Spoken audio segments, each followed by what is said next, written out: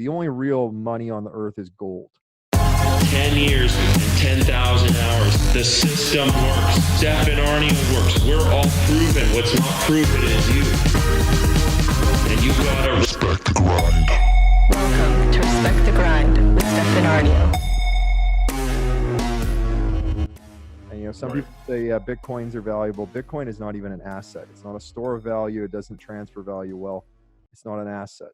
Gold is the only money. All other currencies are fiat currencies, which means they're fake.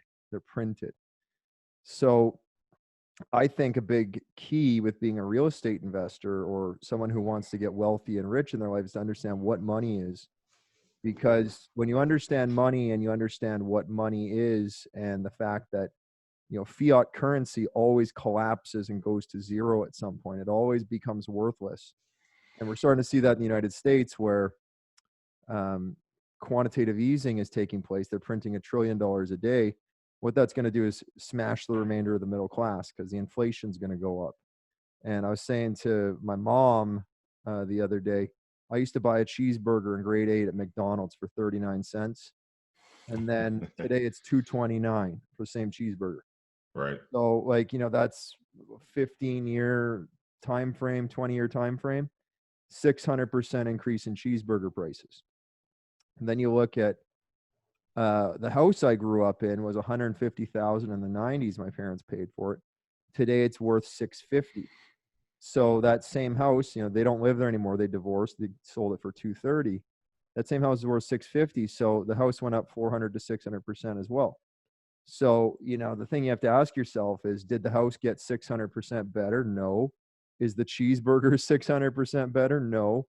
Well, what happened is the currency is 600% weaker. But the problem is the government will tell you, oh, inflation's 2% a year. Don't worry about it, kids. And really, over the last 20 years, it's been about 600% looking at cheeseburgers. So when you look at gold, when you look at cheeseburgers, when you look at houses, things people actually buy and use, our currencies got very weak. And there's a page in Hard Times where I map out a chart of gold throughout history. And gold has always been the same purchasing power. In ancient Rome, you could buy a toga, a pair of sandals, and a haircut for an ounce of gold.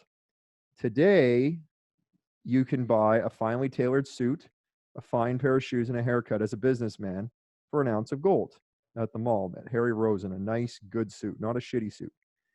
Mm-hmm. So the gold is still worth the same amount. It has never changed throughout history. Gold never goes up. The only thing that happens is cash money goes down. Now, in 1968, minimum wage was $1.31 or something. Yep. And gold was, I think, $31.31. And you extrapolate out to 2014, minimum wage is $7.25, and gold is like $1,400 or something.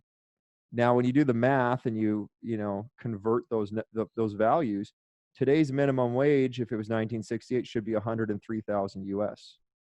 And this is where real estate becomes a good idea, because real estate, holds its value. And if the neighborhood gets better, it becomes a better asset.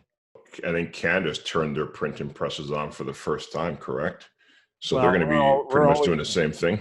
We're always printing in Canada to keep up with the US. So whatever the US does, we have to do too. Because we want to sell our stuff to them. If they print and we don't, our dollar gets too strong, and then they don't buy our stuff, and then we're unhappy. So, Trudeau and the government like to have a weak dollar because Americans buy more stuff from us. Right. And our dollar is tied to oil. So when oil goes down, our dollar goes down. When oil goes up, our dollar goes up. So there's a whole economic world there of what's tied to what and what makes this go up and what makes this go down, Well, I think this year we got COVID virus right now. I think it's going to last for 2 months. And then I think we're probably going to see a war this year, either an American Civil War or a kinetic war, maybe with China, or a proxy war. We're already seeing an economic war. Like, this virus right now is an economic warfare. And instead of dropping troops and drones and bombs, they dropped a virus that is an invisible enemy. And we are in war measures right now in Canada. America's in war measures, and it is war. So in a sense, we're already in a war. It just hasn't gone kinetic where people are firing bullets. So, this is in my book, I talk about the 20-year cycle and 80-year cycle.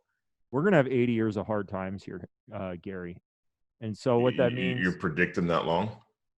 Of course. Yeah. This is the down part of the cycle. We were, guys like you and me, we grew up in the cakiest, tastiest time in the West. Like if you lived through the 90s and didn't get rich, fuck you. That was the easiest time to get rich in history. Everybody was, the economy went up the whole time. Everyone was winning. Like you could be stupid and make money in the 90s. Get liquid, increase your income, go into sales, build a business. You need cash. And everybody has too much debt. Every idiot on the internet with a YouTube channel is leveraging his stuff to get more stuff. And he has no income.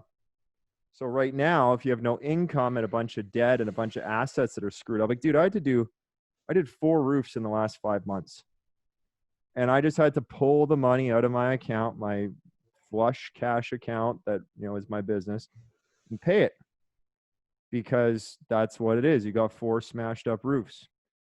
But if there's a guy out there who has, let's say, 10 properties and he calls himself the king of Mississauga or the king of London, Ontario, so smart.